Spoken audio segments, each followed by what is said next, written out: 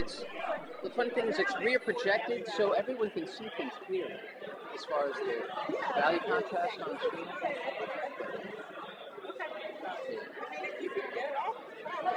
Yeah, it's just... Andrea Chung, this is Janice Bonner. Yeah, so like me, they fell in love with your work. Hi.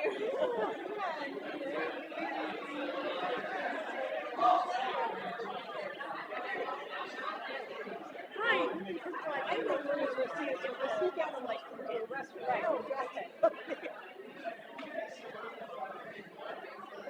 Did you have a chance to know?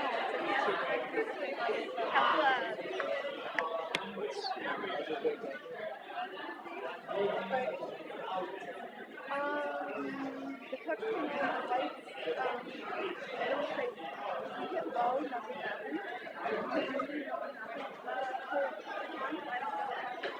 If you get off, nothing happens.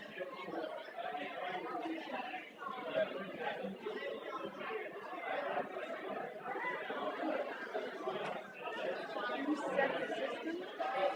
What does that mean? I don't want to even mess with this. End session? Reset the system. It's like, I'm afraid. Yeah, you know what I mean.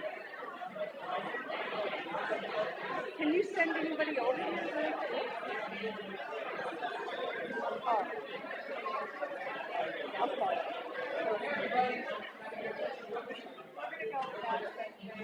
Okay, so you said end session, and then when it boots back up, do we have to go to source select and all that? Oh, okay. But thanks for helping.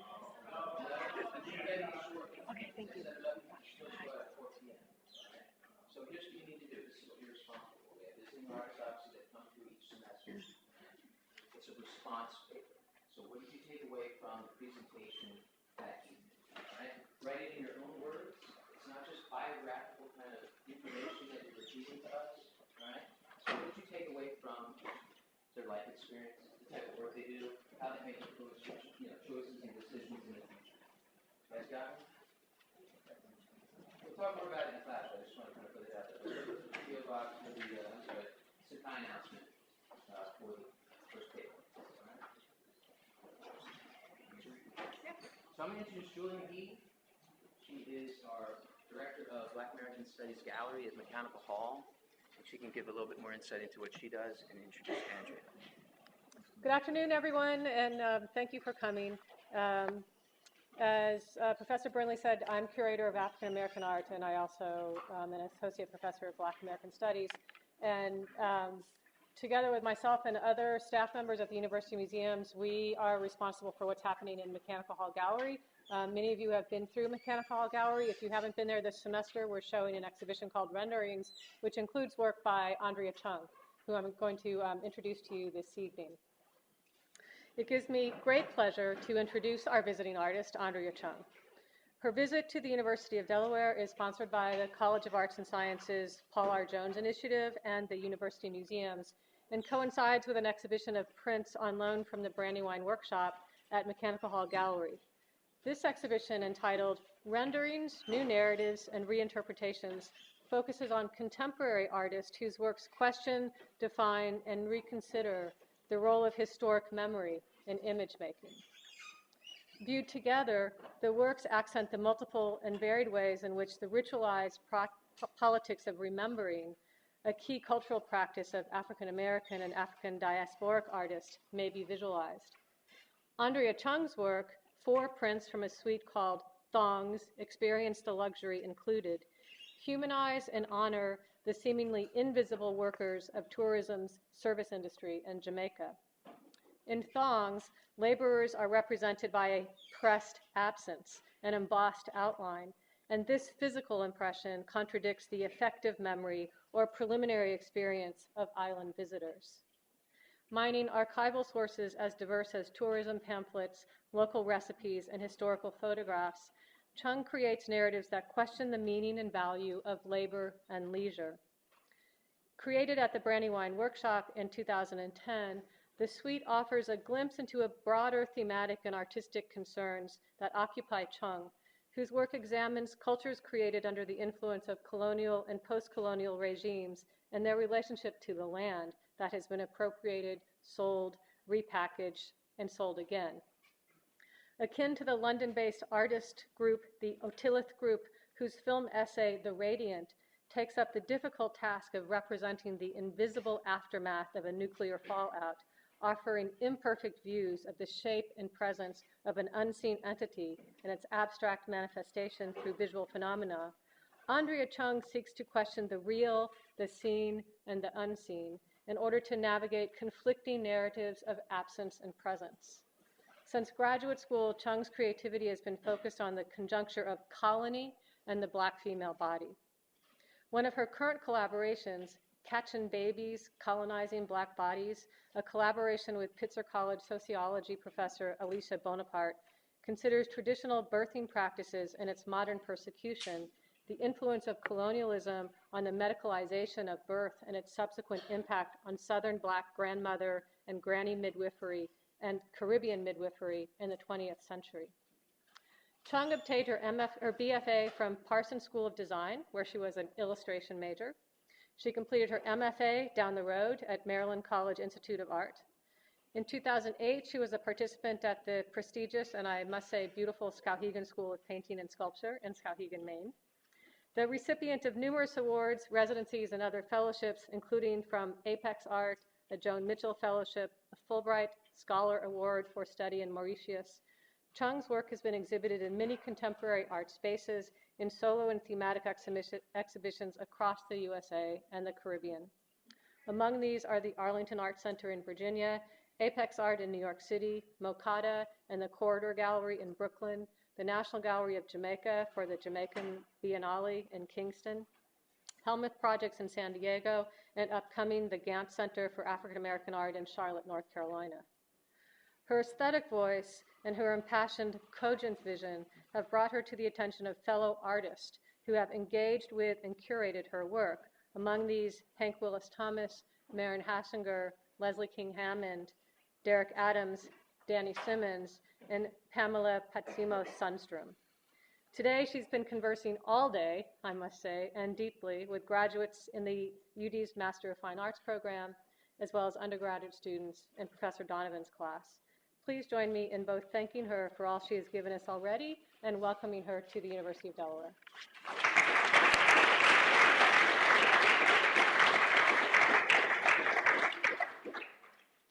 Thank you, and thank you, Julie, for inviting me, and thank you, University of Delaware, for having me. I'm really shy and kind of nervous, so if I'm not speaking loud enough, please let me know. I'm going to read something beforehand because I do get very nervous and sometimes don't really talk about what I would like to cover in my work. My practice is an exploration into the relationships between materials, locations, and cultural process. I focus primarily on island nations in the Indian Ocean and the Caribbean Sea, and I'm interested in labor and its complicated relationships with cultures that have developed from the descendants of people who were coerced into inhospitable colonial workforces. I make work that incorporates materials that are either significant to those cultures in their labor or that signify broader themes of labor and migration. I believe I must include within my work an element of my own labor. It is not my intention to compare or equate my labor with the subjects in my pieces. Rather, I find that if I make a conscious decision to use a laborious process to cast objects in molten sugar, then my labor itself becomes a medium. This is pretty much the heart of my practice.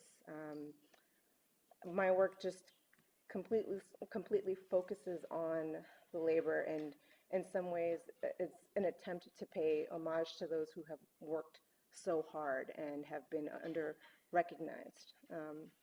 So I wanted to show some grad student work, just because you're all students, and I sympathize with your pain of trying to figure out what it is you want to do. So I started off trying to really figure out what I wanted to do, and I started grad school as a painter. And I was really interested in trying to understand, how my parents and their parents found themselves in the Caribbean. So this is a portrait of my father when he was about 17. This is the first photograph he ever had of himself. So I wanted to understand like where he came from. So I began looking at pictures of my grandmother, and I'm going to go through these really quickly because I have some videos that I want to show. I started investigating my grandmother and how she found herself to be in Jamaica, and how my grandfather found himself to be in Jamaica. My last name is Chung. It's very common that that you'll find people with the last name Chung in Jamaica. There were indentured servants that were brought from China into the Caribbean to replace slaves once slavery had been abolished. So I had been investigating the circumstances under which people found themselves in the Caribbean, whether it be voluntary or involuntary. And then I started to ask questions about my grandmother. So these were some of the first paintings that I had done, and I had absolutely no money when I started grad school. So these are just acrylic paintings on butcher paper, and they're about 85 by 45 inches. And my grandmother died when I was very young, so I was never really able to talk to her and get her story. So the painting on the left is the first painting, and the painting on the right, I felt like I needed to rework the piece and just kind of continue the process of trying to investigate her life and focus more on the painting. So from there, this piece is called Ikomin Like, and I often use patois for the titles of my my pieces as a way to sort of have a private conversation and sort of like an inside joke with anyone who understands patois. So again, as I was talking before about the Chinese indentured servants, I started thinking about my grandfather and how he was a stowaway coming into Jamaica, and sort of thinking about this idea of human beings as exports and imports. So I took his name and thought about the different ways that it could be translated from Chinese into English characters, and sort of became this sort of mantra as I took his name and wrote it over and over and over again in different materials that were exported from the Caribbean. So the first one that I did was sugar, and then coffee, and then allspice, and then arrowroot. And I was sort of playing with the smell and the different scents, and kind of trying to get you to transform yourself when you smelled these things. Like, what was your relationship to the material? So from there, I again went back to my grandmother, and my grandmother had diabetes, and she ended up dying, having her second leg amputated. So I wanted to figure out a way to sort of honor her labor. So I cast my leg out of sugar as a way to give it back to her. So from here, I really started investigating the history of sugar and how that related to the body, and how that also related to people's histories and their stories of how they came to be in particular locations. And then I started thinking about different ways that I could use sugar. That leg was my first real step into sculpture. So I went back to painting and tried painting with sugar. This picture is the only picture that I actually have of my grandfather in this medium. They ended up tearing down our studios after my first year, so this is all I have of this left. So I just played around with painting with sugar and seeing what I could do with the material, how it would last, how the environment would interact with the material. This piece is, I'm going to say, about 9 feet. And then painted my grandmother again. Again, sort of playing with sugar, and this time I started painting traditionally with a brush, but then I would take the sugar and like physically apply it. So you have sort of this like crust of sugar that almost looks like a decayed sort of form.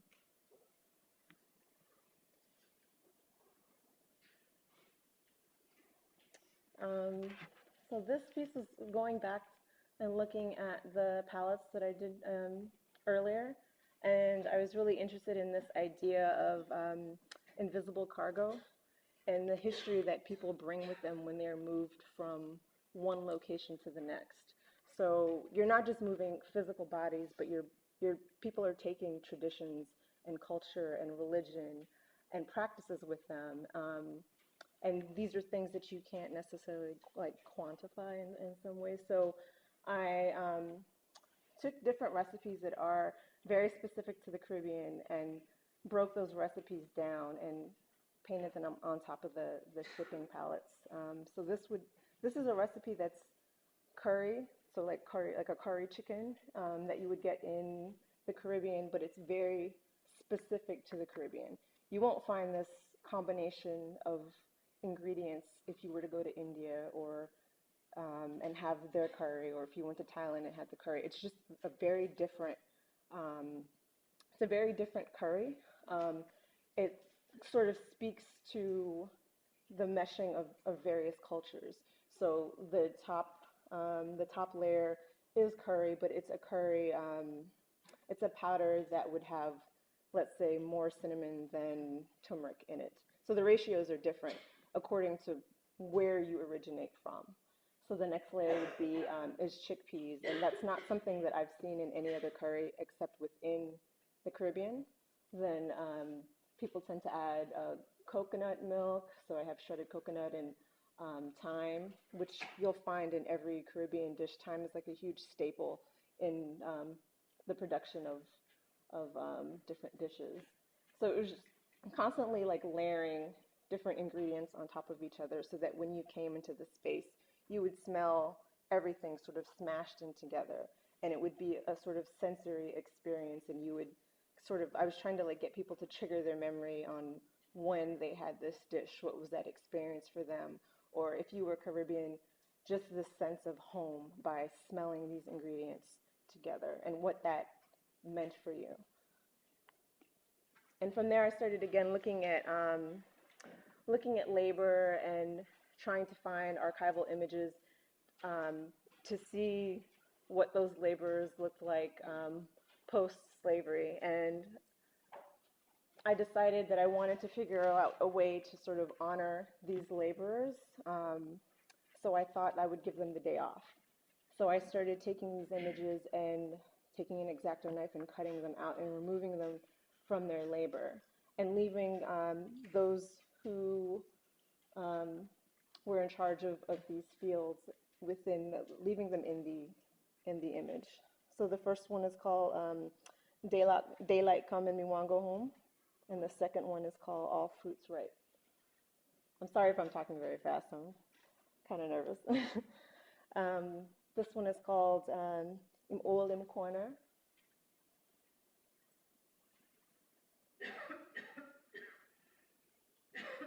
So from here I started sort of investigating the history of these photos, and not only did these images document laborers, they were also used to promote tourism into the Caribbean once slavery was abolished.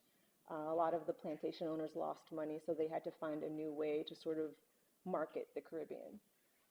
So they would send missionaries that would come to Jamaica, and they would photograph the island and try to make it seem very organized, very docile. So if you look at a lot of these images of the laborers, they're in very subservient positions. They're laying on the floor, they're kneeling down.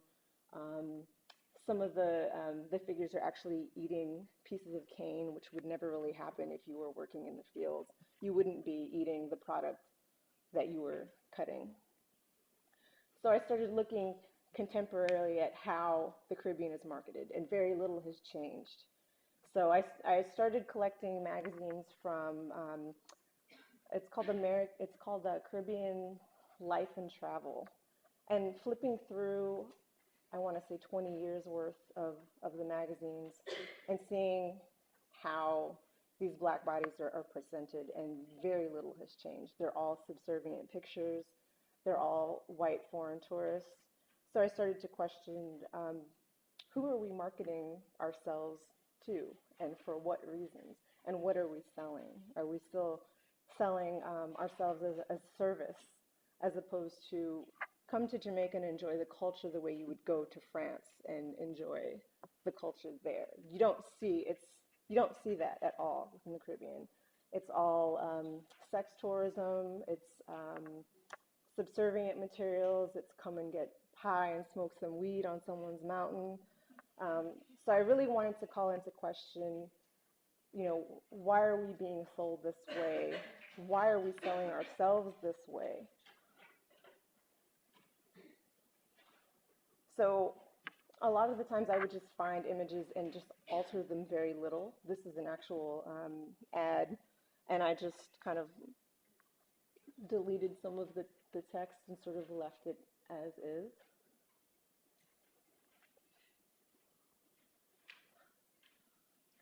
This is this is an older image that I found in the same magazine, and they're actually young boys that are dressed in like Arabian costumes that are draping themselves over this man. And then I started to look at a lot of iconic images of the Caribbean. There's a really famous photograph of a woman wearing a wet t-shirt. She's got long, dark hair. Her name is Cinta Bronte, and she's actually not even Jamaican. She's from Trinidad, and she was discovered by an American photographer, and she was forced to sign a contract stating that she would not let anyone know that she was not actually Jamaican. And this poster is everywhere. I mean, I remember it from being a child. I know grown men who have a copy of this poster on their walls.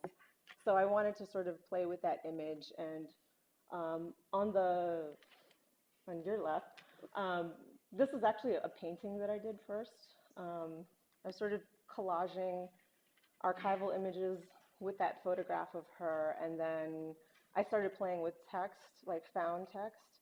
So the text that's on the right is the actual text that is from the poster, and all I did was capitalize the O. And I really want you to sort of like examine the text and again, what is being sold.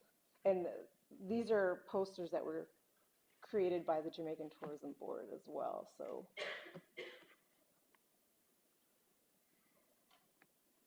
So again, I'm sort of just collaging found images.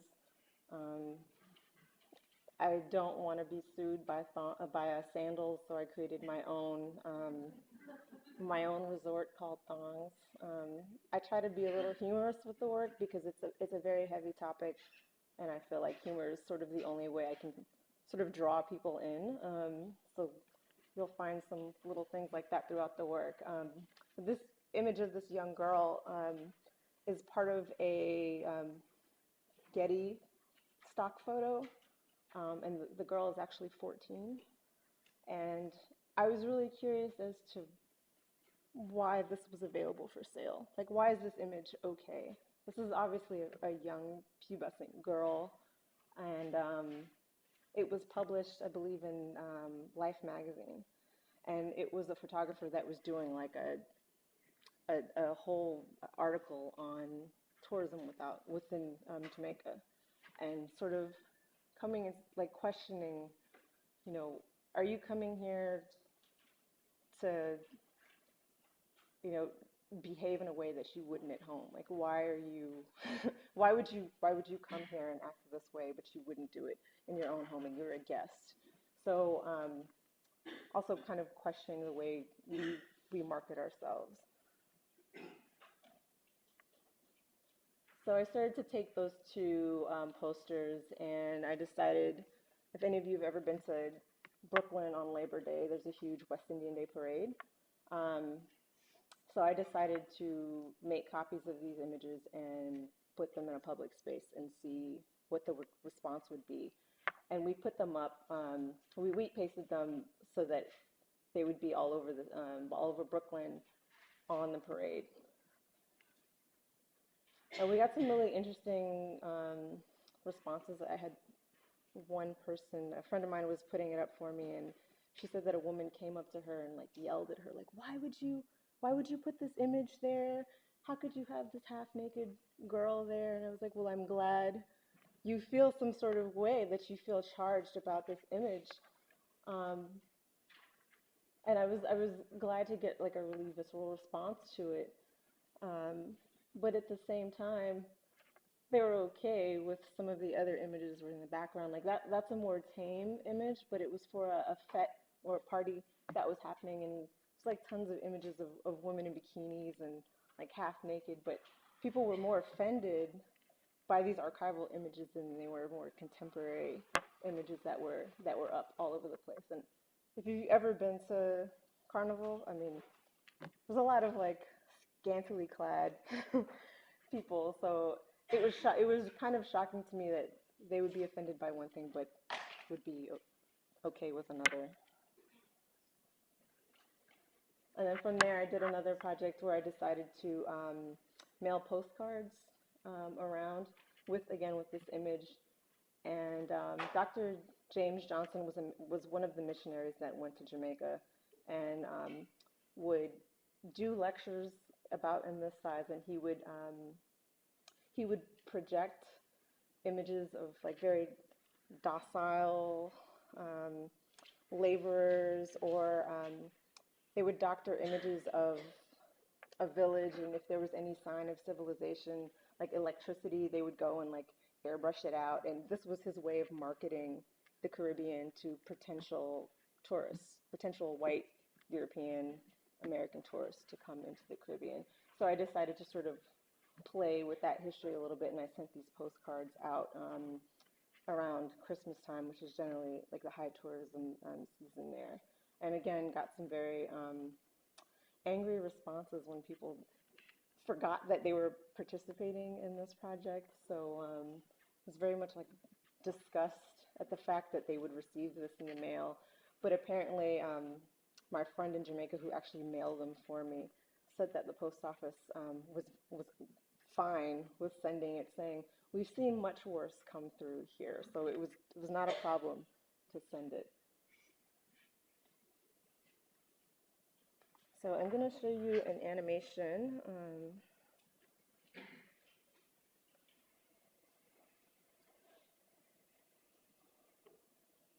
This is based on a pretty well-known commercial that was used also to sell tourism.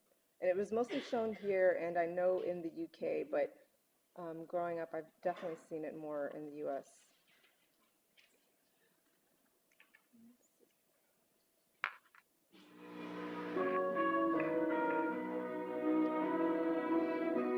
Come back to Jamaica. Come back to gentility. What's old is what's new. Come back, your beauty. We want you to join us. Come back to our people. We made it for you. Come back to hospitality. So make it Jamaica. Come back to our broad beach. Make it your home. Come back to tranquility. Make it Jamaica. Come back to romance. Your new island home. Come back to the way things used to be. Make it Jamaica again, and make it your home. Make it Jamaica, your new island home. It's so bad, it's good. I kind of get excited when I see really horrible stuff because it's just so horrendous that it's just so much fun to work with. So this is the first time I actually really put my labor into the work. That video is about a minute and 11 seconds, which if you know anything about animation, it's 24 frames per second.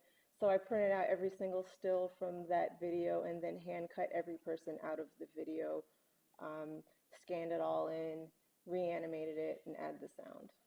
So my labor is very much a part of this work and sort of finding a way to talk about that labor and sort of like questioning, come back to the way things used to be. Well, this is a colonial island, so what do you want me to come back to? You know, you want me to go back to cutting cane. And so I think that's very telling of how the Caribbean was sold. And if you see a lot of the commercials that air now, they're not that different. They're very much the same.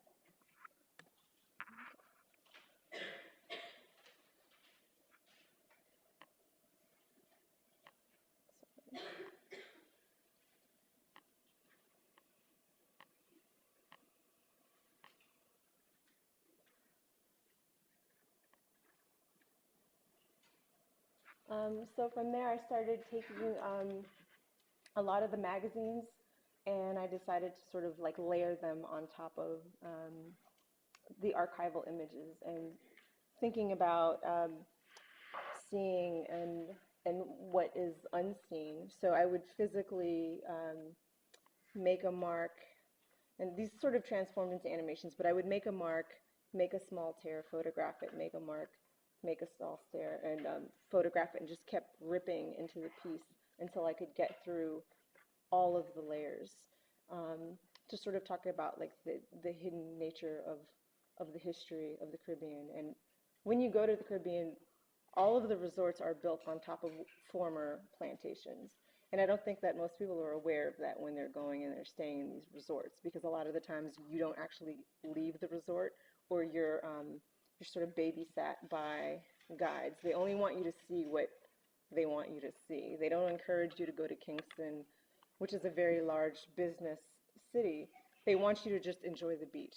So you don't actually see anything about the Caribbean. The food that you eat is not from the Caribbean. It's flown in from Miami.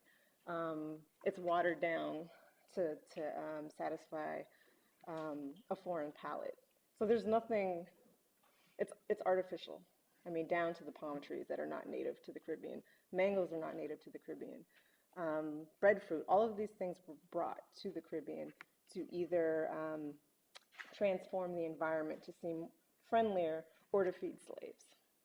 So there, a lot of what is seen as indigenous or native is actually not indigenous or native. So again, this is sort of playing with the layering of images. And in this one, I was trying to acknowledge the Indian indentured servants that were brought to the Caribbean.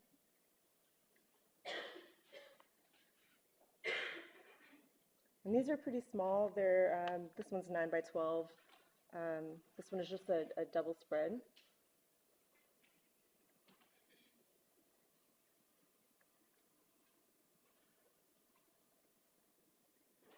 And this is an image, again, of one of the animations where I just continued to layer and would tear, so you can kind of see a process. So this is just a few selections of stills, but it's about maybe 700 frames.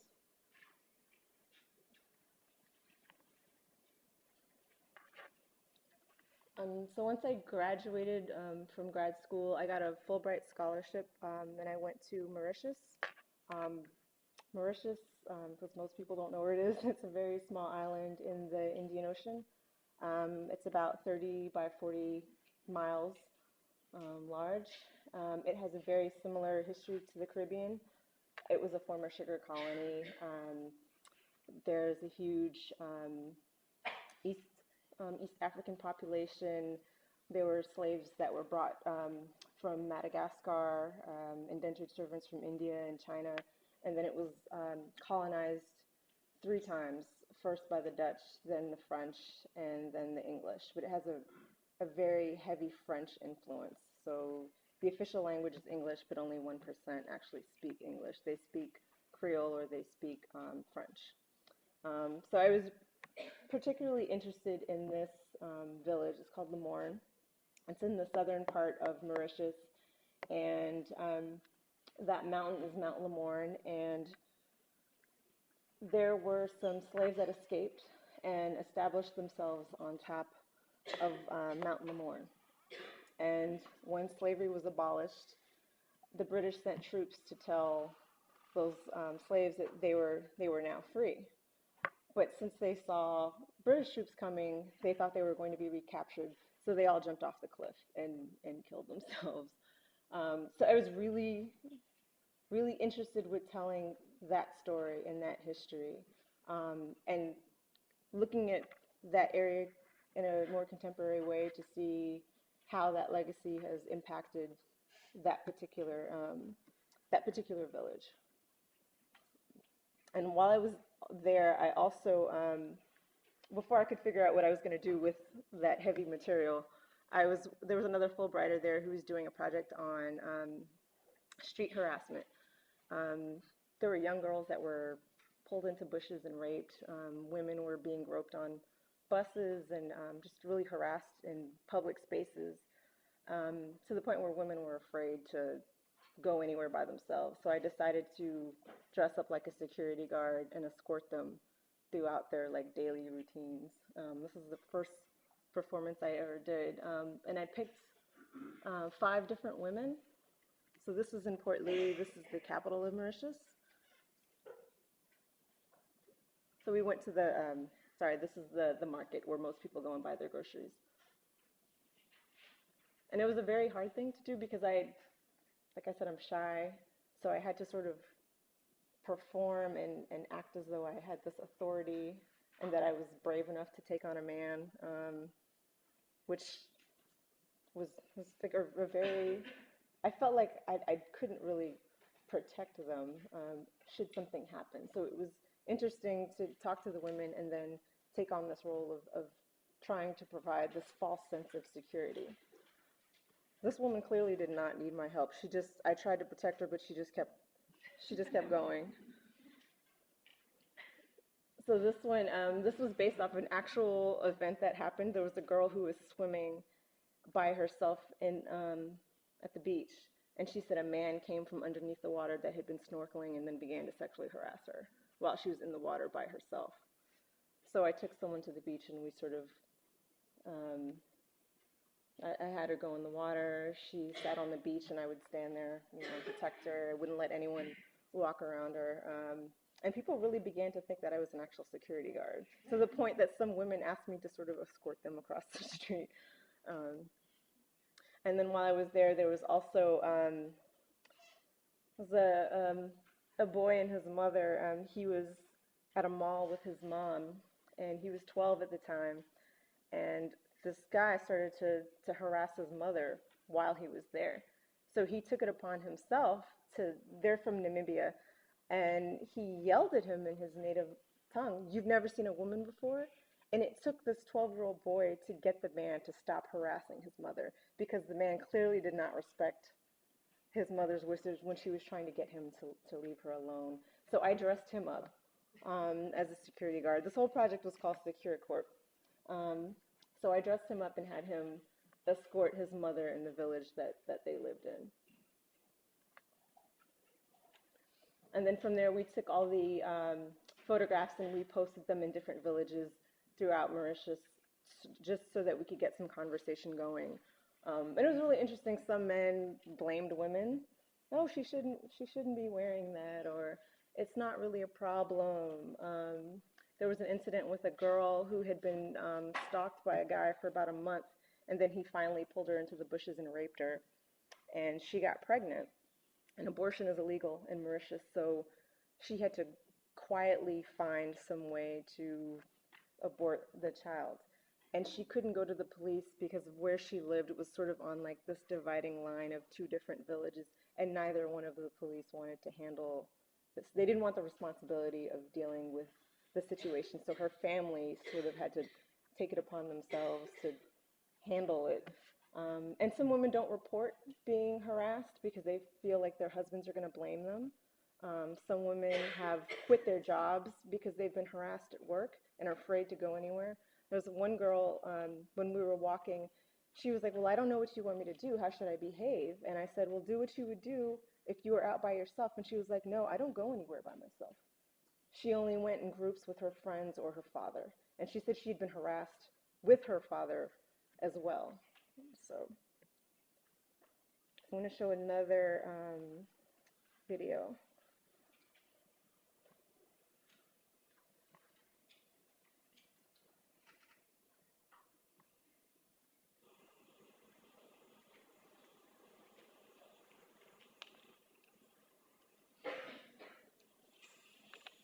I was asked to respond to a a poem by a Mauritian artist that questions the idea of feminism. Qui était une femme? Un ombrage qui peine à forme, qui fin fun dans la lumière soleil.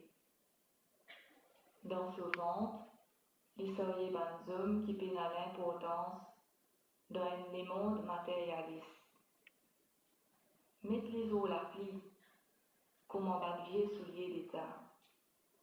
Trappe casserole, trappe caraille, lisez dans la vapeur. L'homme coulé pas de sa cause de lion. Qui était une femme? Sans l'intérêt, comme en bâton bambou. Taille de l'identité d'après manière, un laïc qui peut battre contre mauvais temps. Quand l'y dormit, l'y envolé, libre comme un oiseau, les réduire dans les ciels, les voyager en bas de l'océan avec nuages, les rêves ban pieds dans le soleil, les ban racines dans la terre. Les là, et pour la case baba, il est venu comme un boomerang. L'un commence froid qui bat nos bras et n'a d'existence.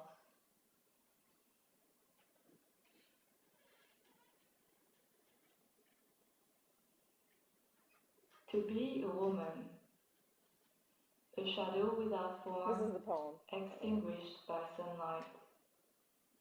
Warming meaningless man in the endless chain of need. To be worn on rainy days like colorless old shoes. Groping between pots and pans, eyes in steam, streaming more than onion tears. To be a woman, characterless like bamboo stalks. To be scissored to shape, a hedge against odd weather, and when asleep to fly, untrammeled like a bird, to exult in the open air, tossing between oceans and clouds, dreaming of trees kissed by the sun, while their gnarled roots sink into the earth. Then, to return with a weighted womb, like a boomerang, to believe that shadows have existence.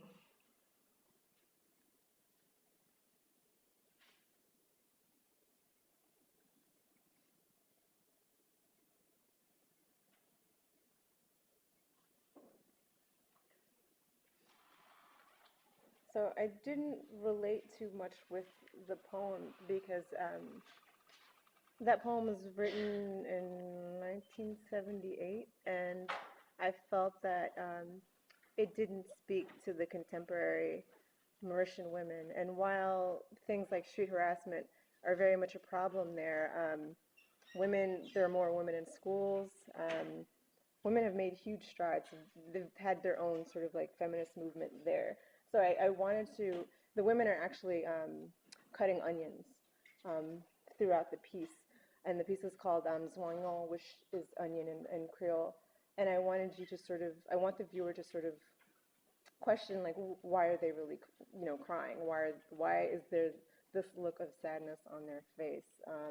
Is it due to their position in life, or is it an artificial tear, which is where the play of the onions come in? And those are actually, that's one generation. That's my mother-in-law and her 3 daughters. So I also wanted to do the play on the generational gap between the 3 of them. The youngest, she's now 17, but she was around 14 at the time, and my mother-in-law is like 50 or something. So she's in her 50s. So, and just generationally, the way that she speaks about her role as a woman, she couldn't wear pants. She had like a very strict Christian upbringing, and she couldn't wear pants. She was kind of like married off in a way, versus the way that her daughters are now being brought up. So I try to take all of that and mash it together.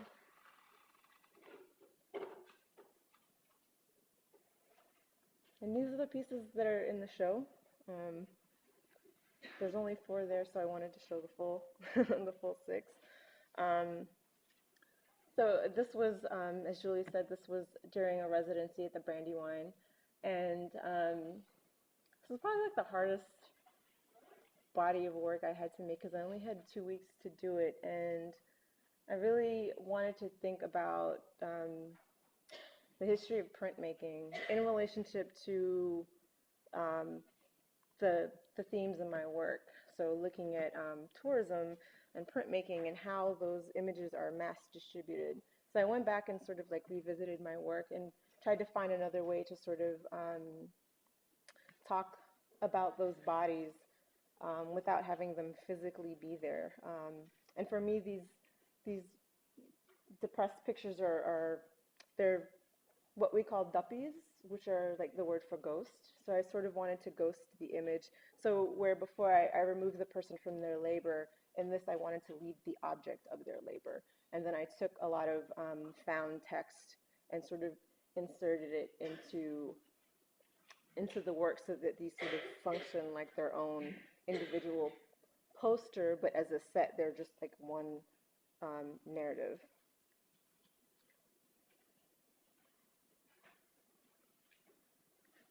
And then also thinking about the text, so it's really hard to see. So some of the text is, do you ever dream of a place that has been untouched by like the ravages of time? And it'll say unspoiled, unspoiled, uncommon, unpretentious, and fortunately, completely unchanged. And again, questioning what are you selling? The sort of like fantasy of going back to a time when it was more genteel and people were slaves. So I went back to Jamaica a couple years later, and then I started collecting all of the bad stuff that I could find, like as much like horrible tourist art. And the first time I went to Jamaica, I was like 12 or 13, and there are these wooden sculptures that have these rastas with a very long penis, and they're detachable. And some of them are, the ones that I have are about a foot high, but there's actually life-size ones as well. And you see them selling them everywhere on the side of the roads, craft markets. And the craft markets, when I talked to the vendors, they said that they only make things that are approved by the tourism board and the things that they encourage them to make. So I've been seeing this since I was 13. I'm 35. It's not just limited to Jamaica. My friend was like, oh, I've seen those in Haiti. So I went back to sugar and made a mold, cast them out of sugar, and put them in a space and just let them slowly melt over time. So this is about a 2-week period of allowing them to sort of just melt in their own environment. So these are some details. And like I said, I like to poke fun at things, so.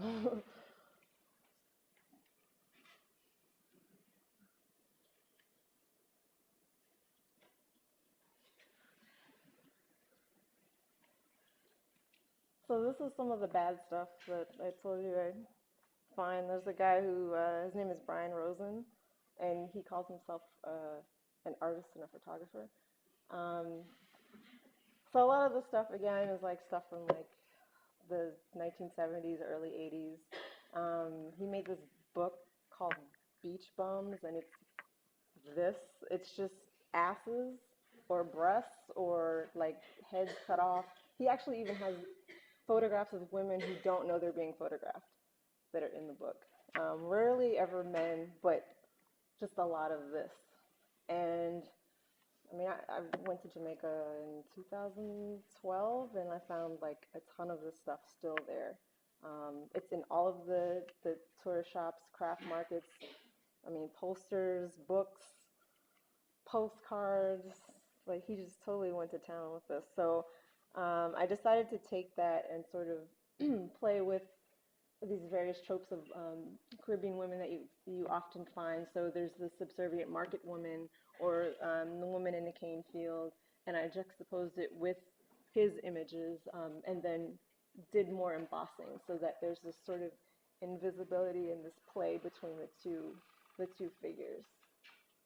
And I tend to use the same images over and over again, just sort of recycling them and reintegrating them into different pieces.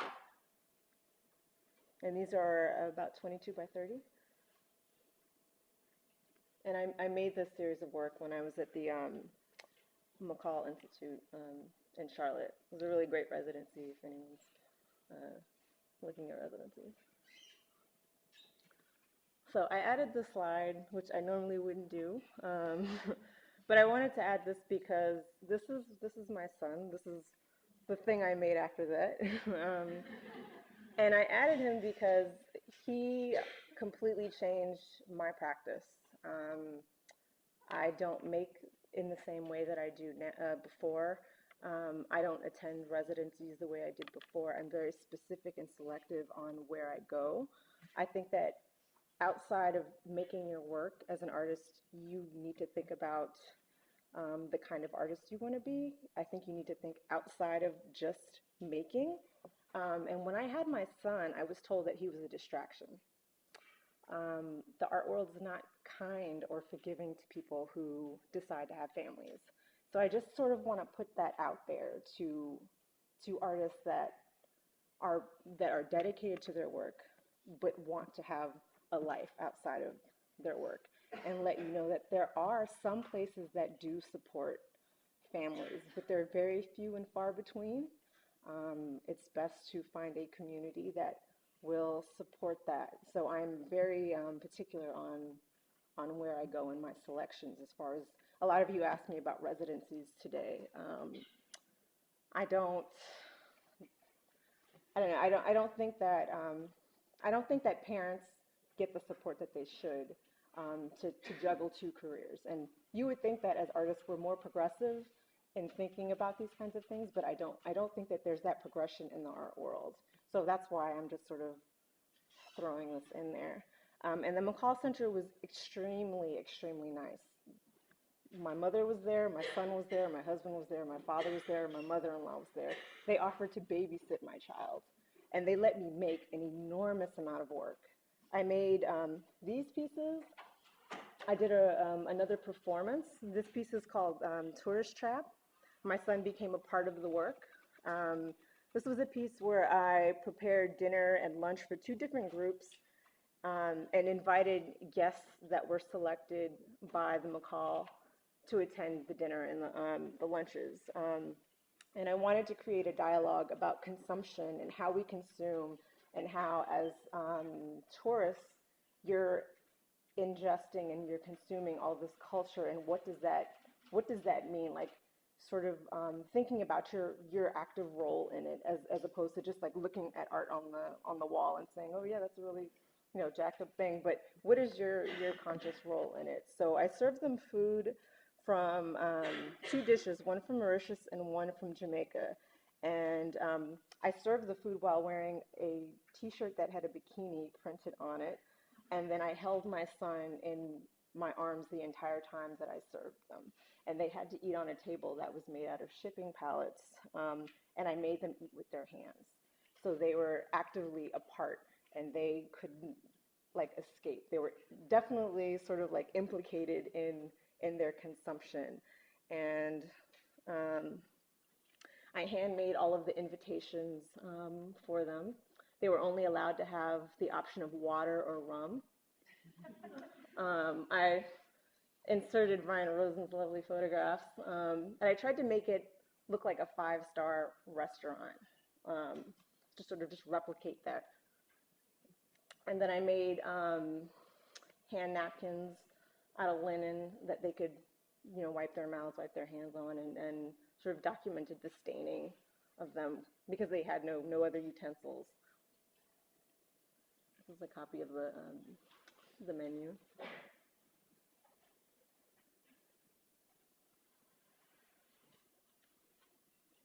And then some people, it was just completely lost on them that they were eating on a shipping pallet. Like they were so consumed with like eating, and I had planted my husband in there so people didn't know it was my husband, and I made him sort of like generate conversations about traveling and what their experiences were like traveling as a tourist, and how they sort of navigated during their travels.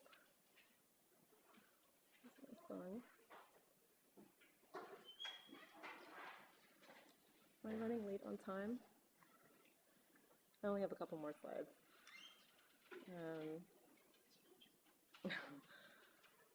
So I'm going to show you one more video, but I'm only going to show like a small portion of it. It seemed to have closed. Sorry.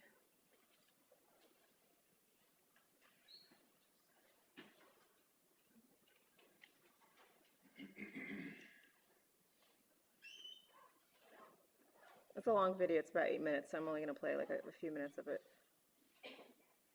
And I'm kind of showing you the order in which I make things so that you understand my process.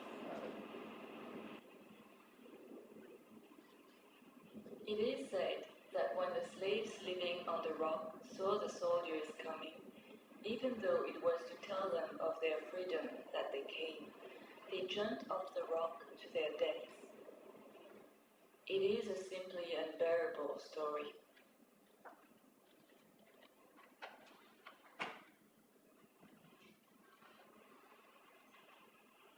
So this is going back to the story that I told you earlier about Mauritius. It is said that when the group of escaped slaves who were in hiding on the rock saw a troop of armed British soldiers making their way towards where they lived, in their ignorance of the fact that these soldiers had been sent to tell them that a law abolishing slavery had been introduced, they panicked and flung themselves off the cliff tops at the highest point of the rock and met their deaths on the rocky ground and in the shallow seas below.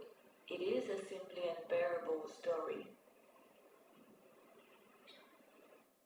It is said that when the first people to escape slavery made their way to the high rock at the extreme southwest of the island, it was in the hope that from there they might be able to see their homeland, or even that one day a ship would come to take them home. When it was instead a detachment of armed British soldiers that they saw coming after them, even though in fact the orders these soldiers had were to tell them that slavery no longer existed and that they were now free men. So They these are the saw names no of practical slaves that prospect of escaped in and that flung region of themselves, Mauritius that I all spoke of about them, earlier in from the Lemoore. high tops of the rock that had been their temporary home and towards the waiting ocean below. Men and women, children and the old, all died in the same way. And all the names were written in It sugar. is a simply unbearable story.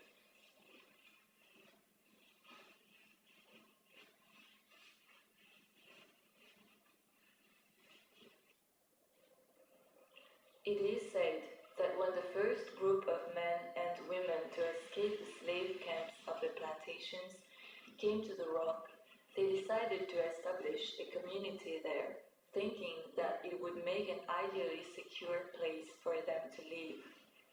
They built themselves shelters and constructed an ingenious secret pathway down the rock face to make access easier. They began at once to speak in the old languages that were forbidden to them in the cane fields. They called one another once again by the names with which they had been born. They used the old medicines and followed the old religion. At night, they sang and danced and told stories around the fire, as if the intervening years had never been. Others came to join them, so that at its height, the community on the rock must have approached the numbers of a small village. For food, they grew what they could, and at dusk, when it was safe, men would go down the steep pathway to the sea and pluck fish and octopus and sea urchins from the shallow waters of the lagoon. There were birds that could be netted. So I know we're running short on time, so I just continue to wash away the names, and then I return the water with the sugar into the sea. So, if you want to watch the whole thing, it's on my website. I just know that some of you have class. So I only have a couple more slides to show, and then I'm done.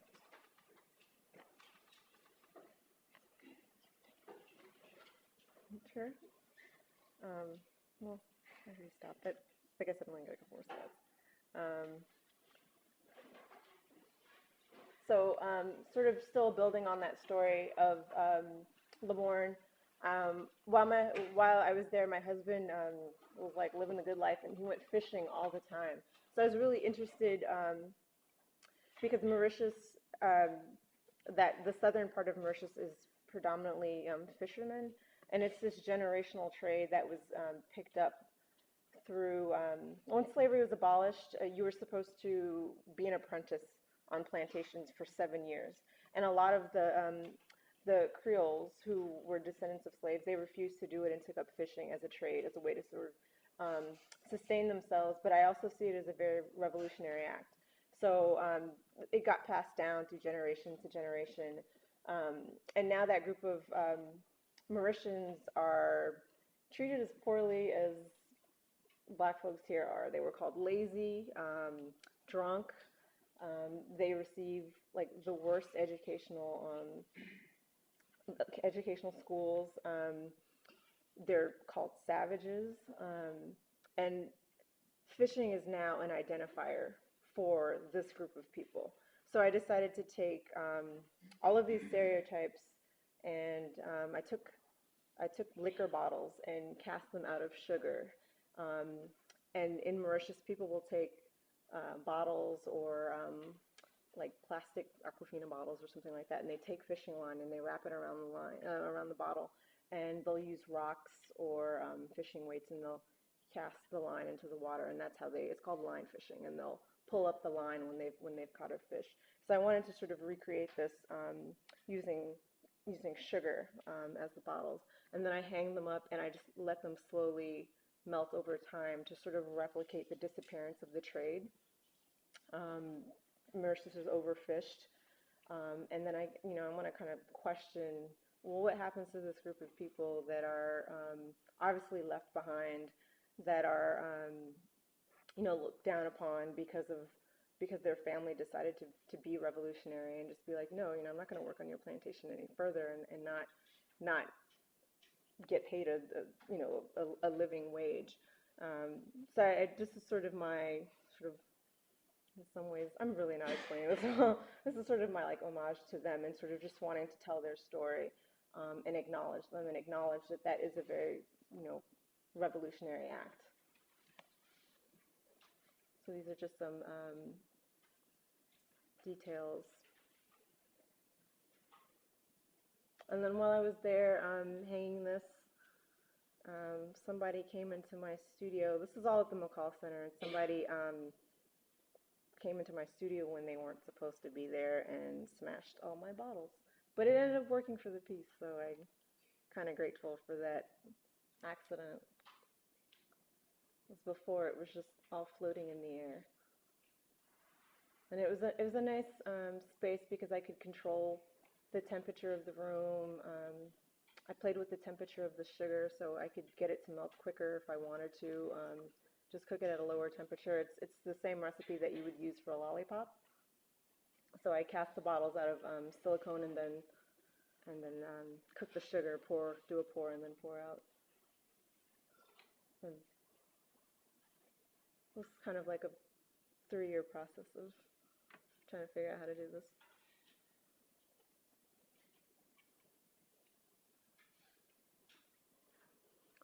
And this is the most recent sculpture that I've done.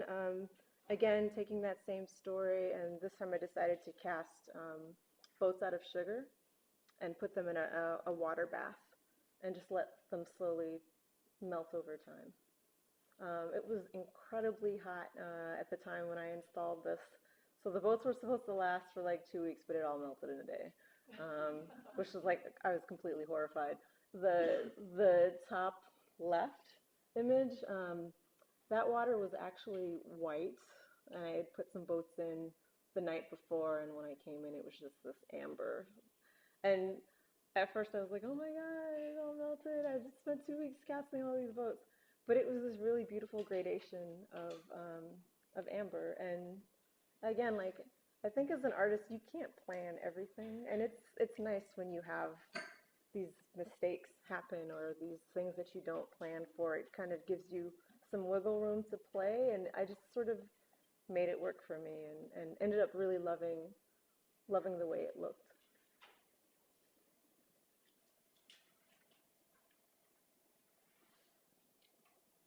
This is the last slide. I did this piece in Vermont. I was at Vermont Studio Centers in February, and was really stuck and not sure what to do. I was working on this collaboration with somebody, and I did this painting that just looked horrible. So I was trying to paint one of these leaves, and it just wasn't working, and decided to just sort of cut it out. And it started off with one tiny little piece, and I stuck it on the wall and just kept cutting and cutting and cutting. Until it just became sort of like this monster leaf project. But I liked it because, again, I was sort of playing with like this idea of like artificial, not native sort of thing that was now inserted into the Caribbean, and sort of playing with the fact that they're cheap, crappy, like 49-cent color copies that are not going to last. And none of my work really does. I kind of like the ephemeral nature of the work. I don't think it necessarily needs to last. I think it's, you know, it's a part of the work. It's about time and processing that things can't necessarily be saved, and questions whether they should be saved anyway. So these are, sorry, wrong way. It's a detail.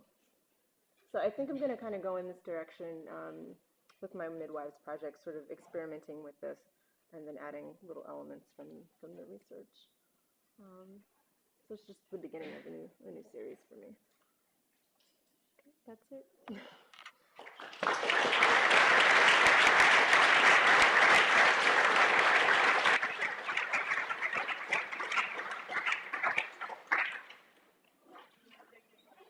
Sure. Does anyone have questions? While she's here, before we get started?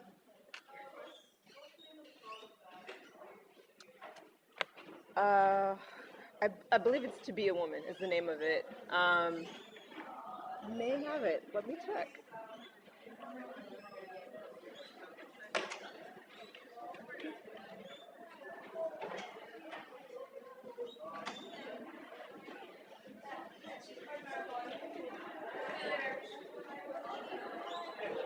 Yeah.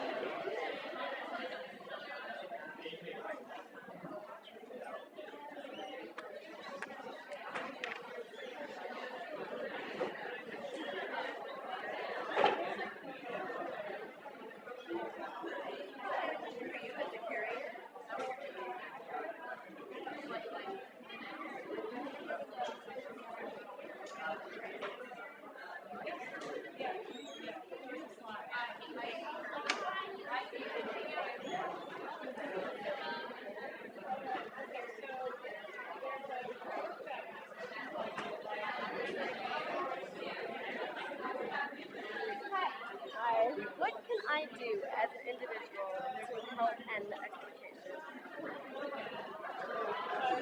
Jesus, I mean, there's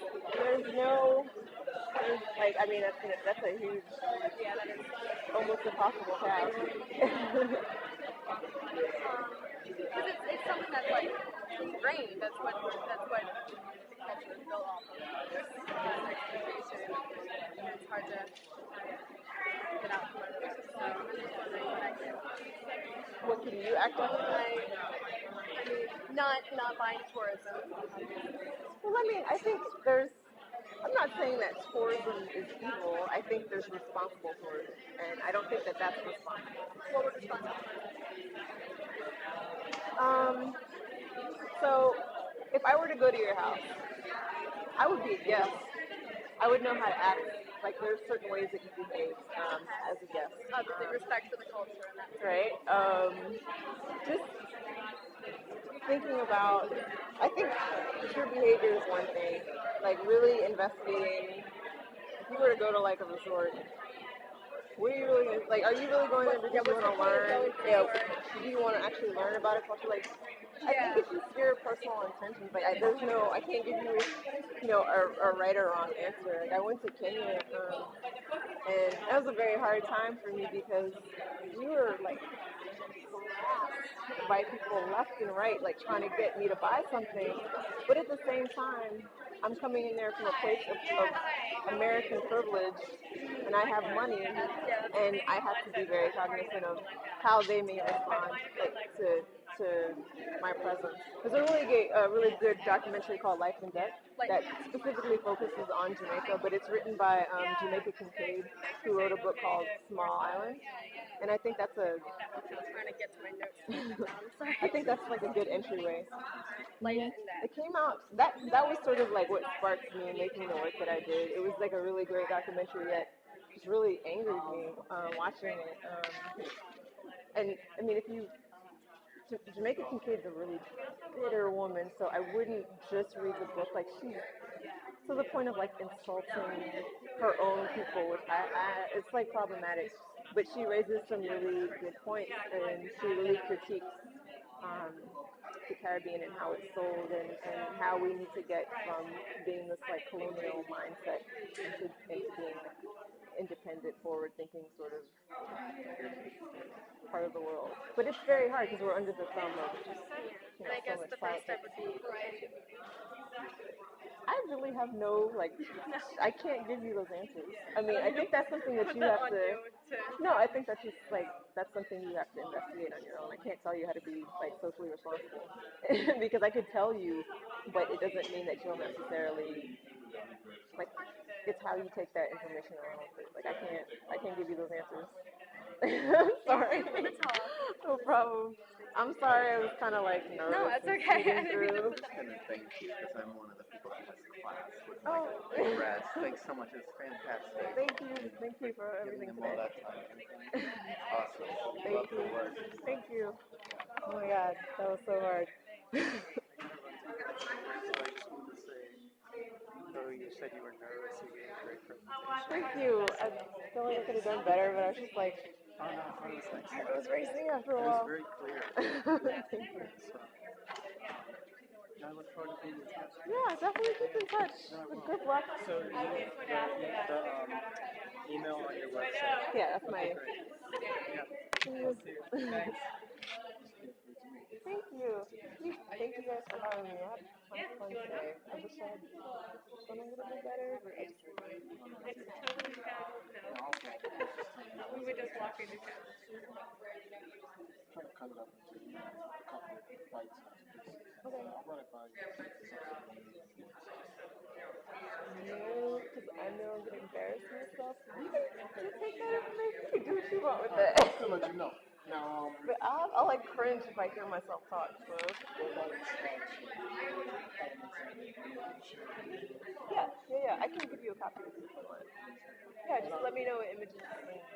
Or if you have a thumb drive, give it to me. Okay. I'm sorry we couldn't like powwow. You're not gonna come to the dinner, or do you have? Oh yeah, you're going home.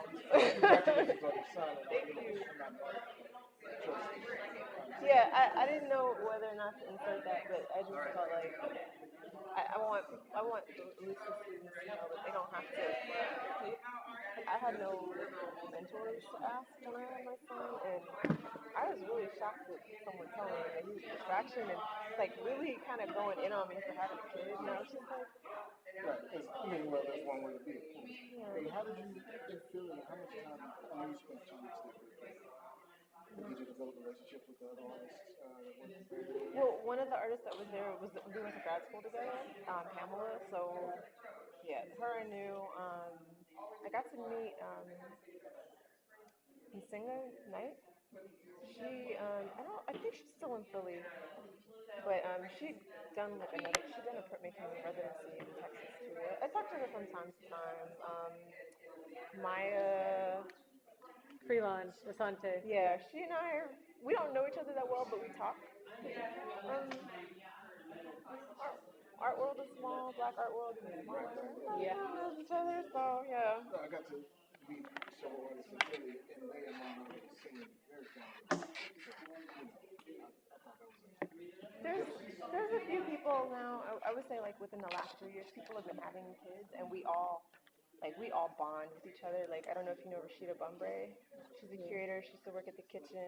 She's doing the Creative Time project. Like she curated it with like Simone Lee and Robert Pruitt. She had a daughter, and I'm telling you, if I had not had her, I'd have lost my mind.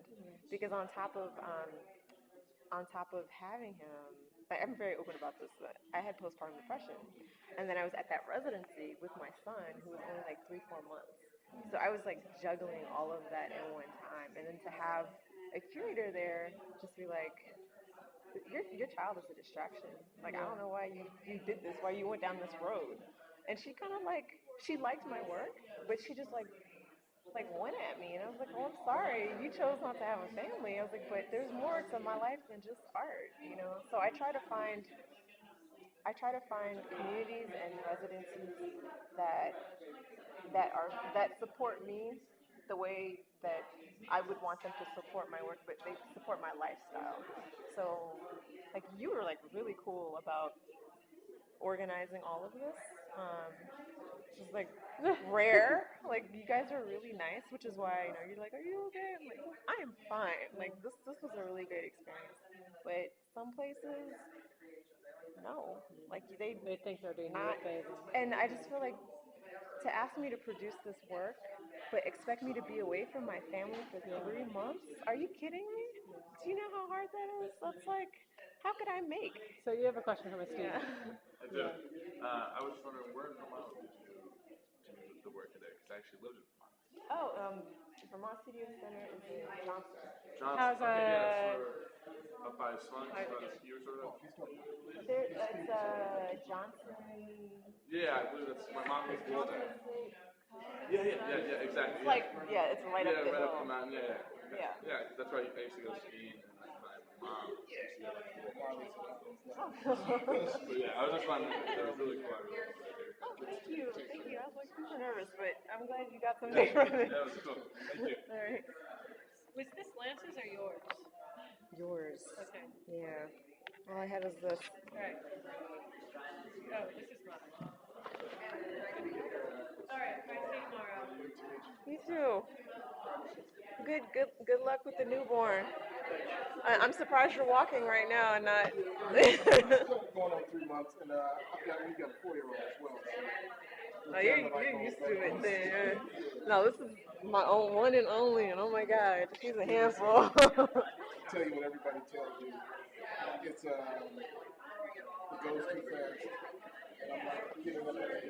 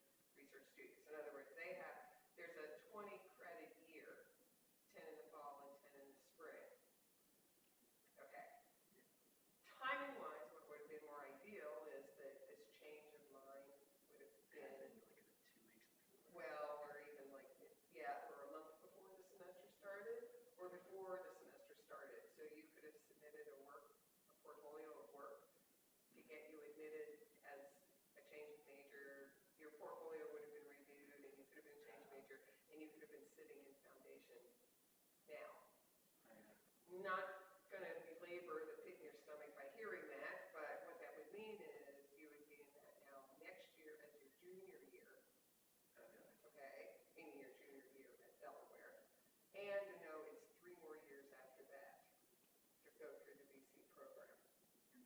Downside of that aspect of the VC program is the courses are sequential, so you can't group them up, and you can't take one until you can't take the 300 level till you've taken the 200 level, and you can't take the 4 until the 3. So I don't know how easily that sits with you and your parents in terms of how long you're in school, want to be in school, or how much you want to do it. On the other hand, certainly welcome you to do it. A background in civil engineering puts you in a good mindset to do it. Certainly all of that's a plus as long as you have a good sense of the field is really design, and I think design in a broad way, meaning it's graphic design, it's visual design, it's digital design, it's advertising, it's broad-based. It used to be in the field it was like your graphic design, your advertising design, but now because of digital, it's so wide open that the aspect of your experience in civil engineering places you well to think about. Because in civil engineering, a good bit of that is thinking what the need is and thinking how you can solve that need and how does that need to be accomplished. And it isn't always the same. Sometimes it might be a video. Sometimes it's a billboard. Sometimes it's an object, a prototype. I mean, it's all over. So the wide range is a good change of place. It's just whether or not that timing is going to work for you because you're at the end, you're in your sophomore year now, and you're looking for 4 more years, and whether or not 6 years is in your mindset as well as your parents' budget. Yeah. And there's certainly an aspect of your last 2 years of those 6 years, you might not need to be a full-time student because you would have had. The thing is, being in engineering, as being in a different college, some of your credits from over there will fulfill requirements in arts and sciences. It's just beyond the visual communication ones. That's 77 credits, just art credits is visual communications. So that's 77 of the 124. But what's going to happen is those courses you've taken in computer science, I'm sorry, I say computer science, civil engineering, they're going to end up, for the most part, ending up as free electives. Okay. Which you need some, but they're not going to end up fulfilling our college requirements. Some of them will, like you fulfill probably university breadth requirements. Yeah. So those are great, those are the same, but when you get into our college, it's just being prepared that you're probably going to finish with more than 124 credits, which is fine. It's just that not all of your civil engineering courses are going to fulfill our requirements, so you're going to have more things to take. So like a statics or a physics wouldn't. Well, you need, in visual communications, you need 7 credits in what's called Group C, which is the sciences and math. So as long as the courses you took are on our college-approved list, I mean, it's what I'm getting at too, is not